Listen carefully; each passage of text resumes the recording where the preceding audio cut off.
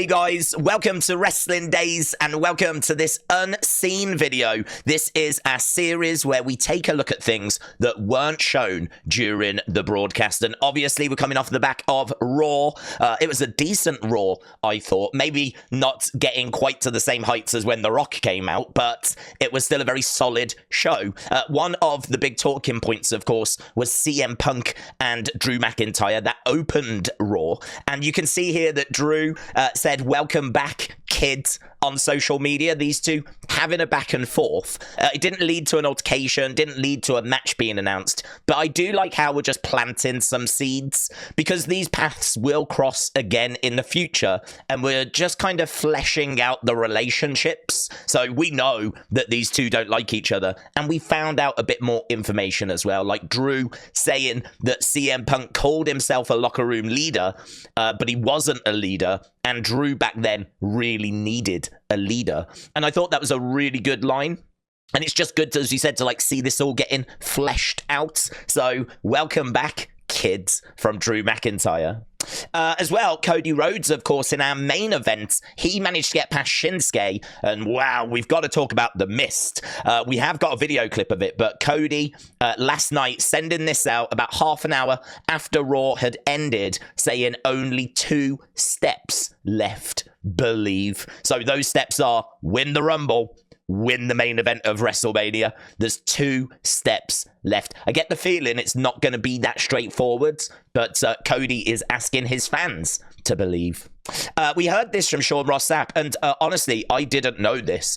People were saying it on the stream, but Cody had got a particular reason for being concerned about Shinsuke misting the Timekeeper. It's Berkeley Ottman, his cousin, the son of Tugboat and Typhoon. So I didn't know that. I didn't know that Tugboat, Typhoon, Shockmaster, whatever you want to call him, his son is the Timekeeper for WWE. Had no idea, but that is apparently Cody's cousin. So, yeah, this is a tweet that came out. Even Cody said, "Fam," short for family. And there you can see the Timekeeper being misted by Shinsuke. We can go one better. There's an angle of the misting that wasn't shown during the broadcast, so this is unseen. So here it is. This is behind the Timekeeper. I don't know if this was a fan or if this is from WWE, but you can see how ferocious that misting is, and he got him good, man. He got him good. Obviously, he was trying to get Cody. Cody moves out the way. Shinsuke mists the Timekeeper, but it's pretty ferocious stuff. Then, of course, this has got to be the highlight of the show, the R Truth segment, where he is sharing his love for the Judgment Day. So good. I put a reaction video out on Twitter and Instagram and everything. Just one of the funniest things I think you'll see this year. But they have managed to now secure a tag title opportunity. So actually next week it's going to be R Truth and The Miz, the Awesome Truth, taking on Finn Balor and Damian Priest. You can see that R Truth is really conflicted about this. But this was a little backstage interview that they did, I think, during Raw Talk. And Miz was saying, like, this is big for us. Like, if we beat them next week, we could get a championship match. I don't know where they're going to go with this, because the idea of Miz and R Truth as the tag champs, I really like. But we know that DIY are sort of being built up as well.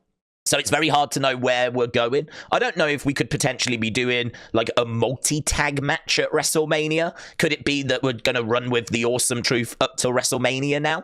DIY in the mix, Judgment Day in the mix. Perhaps the plan is a multi-team match. Not sure, but we know that Awesome Truth have got a match next week. If they win, then they should secure themselves a tag title match. Lots of reaction to R Truth's segment. WWE put in the message out, live, laugh, love. That's the Judgment Day way. Of course, it isn't, but that segment with R Truth was so good. And Rhea Ripley with a very, very simple response to that kind of puking, about to puke, not feeling well emoji. That says everything that needs to be said. She is not a fan of what she saw. Although Damian Priest seemed to really enjoy it during Raw. He said, I've got to give him credit. That's pretty funny. So yeah, loving it. Kayla Braxton said, "This is my Roman Empire." This was a really weird thing that did the rounds, which was it a few months ago, where apparently guys tend to think every day or every hour about the Roman Empire. I don't think I've ever thought about the Roman. Even right now, I'm not thinking about it. So I have no idea what that was about. But it did the rounds. Everyone was like talking about it. Do guys really think about the Roman Empire every day? Well, Kayla Braxton said, "This is my Roman Empire." So there we've got R Truth having inserted himself into that Judgment Day image. Oh, yeah, I've got to admit, I missed this. And I'm so annoyed with myself. I was talking about how great the segment was during our live stream. And I just missed the line where he was like, you know, I feel like they're all my brothers and sisters. Rhea, Damian, JD, Finn, Tom and Nick Mysterio. So he said Tom and Nick instead of Dominic. So he's under the impression that there's two Mysterios, Tom and Nick, rather than Dominic, right? So he's like, I've never met Nick, but that's my brother. This, I've got to tell you, really trended. Like, so many people were talking about this. And you can see this one here, look, Too Sweet for Life, saying Tom and Nick Mysterio. And here's a picture of Tom and Nick. That is definitely Tom and Nick Mysterio. That is definitely a joke I can see running for a while as well. Tom and Nick Mysterio. I can see Tom and Nick merch. I can reckon they could have some real fun with that. That really seemed to strike a chord with people. And this is an interesting one as well. So this person on social media, that was the response to our Truth segment, by the way. So this person on social media was like, I just want to know where all this smoke is coming from. And Rhea responded by saying the crappy old ass TV. So it is true. It does seem to be quite central if you look at the sides. So Rhea is saying that all this smoke backstage is coming out of this TV, which does look quite an old TV in all fairness. Then moving on, we obviously got that brilliant moment. I thought that moment where Ludwig attacked Kofi looked pretty brutal, and this was some unseen footage as well of Kofi just being led away. Not really much to it. I will say that his foot looked like it was twisted in a little bit, but he was kind of putting that on, of course. So, yeah, just some unseen footage of Kofi being led to the back. And we heard an update after a brutal beatdown. True Kofi is currently being evaluated by the WWE medical staff. Xavier would speak on this, and he said, now you messed up. There are a few people wondering if this may lead to the return of Big E. Honestly, don't know, but if we get to see Big E again, that would be amazing. And then, of course, we got this. Now, this is come out of nowhere, but I really like this. I feel so sorry for Jinder, because Jinder, I think, is someone that's got a really good look. He's always had a decent promo in him. And I think a lot of people hold that title reign against him, because he was WWE champion, but it was around the same time they were really trying to break into the Indian market. And so a lot of people really hold that over his head, that he was not a very good champion. He wasn't worthy of being champion. So I really like the fact he's got this opportunity. Maybe he should have won some sort of number one contenders match rather than just having a few words with Seth and then being granted a championship match, but whatever. I actually really like the fact that he's getting this opportunity. And actually, Patrick the Heel on social media has gone one step further, because he doesn't just like that Jinder's got the opportunity. He's created a thread as to why Jinder should beat Seth Rollins, and I actually thought this was quite interesting. So, it says, first and foremost, Seth is heading towards a feud with CM Punk. I think we can all agree on that. This is a personal feud. It doesn't need the world title, okay? Jinder is as hot as ever, coming off that segment where he verbally defeated The Rock and Seth Rollins in back-to-back weeks. Not sure he did verbally defeat them, but we can go with it. Jinder wins the world title. This obviously sets up the payoff for Raw's Best B story, which has been Drew McIntyre. And it is true, they have been investing a lot in Drew. Drew even opened up this week's Raw. Drew will win the Rumble. Wasn't expecting that, but wins the Rumble, just like he said he would. He and Jinder face off, and he tells him he doesn't have to think about it. He will face Jinder at WrestleMania. So, Drew versus Jinder for the title at WrestleMania.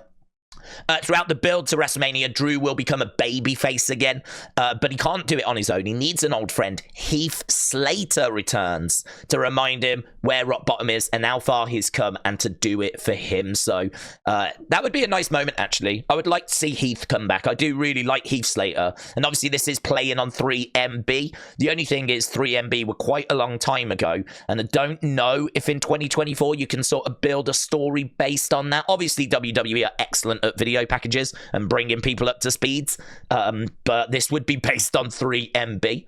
While Drew is being turned, Jinder has his own score to settle. He defeats The Rock at Elimination Chamber, establishing himself as the biggest threat going forwards. You're not sure about that, to be honest. In the final weeks leading up to WrestleMania, we get Drew, Jinder, and Heath in the ring. Loud chants of 3MB are heard in the crowd. There are tears in people's eyes. Heath says he can't choose a side, and he is proud of both guys. He continues saying Adam Pearce makes Heath the special referee for the main event of WrestleMania. And then to conclude, Drew wins the title in front of fans. All three of them hug. 3MB is then inducted into the Hall of Fame. So definitely some of this, I believe, is tongue-in-cheek. But I do think there's a few interesting points that still get made in this thread. So you've got the fact that Seth and CM Punk don't need the belt for their match. I completely agree with that. I think Drew trying to finish his story has been one of the most interesting parts of the product recently.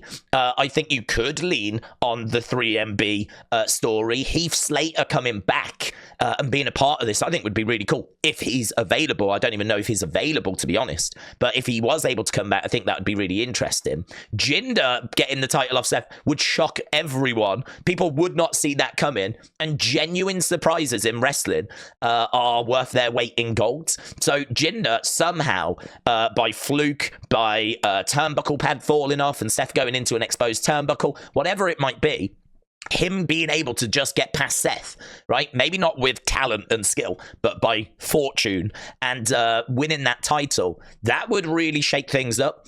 Seth would then be free. Obviously, CM Punk could have a few comments about Seth losing the title. Jinder would be able to have a little bit of a run with that belt, and hopefully that run would be credible. Granted, it would only be a couple of months, but hopefully we could at least kind of represent him as something more than just a jobber and a joke, which I really think Jinder deserves.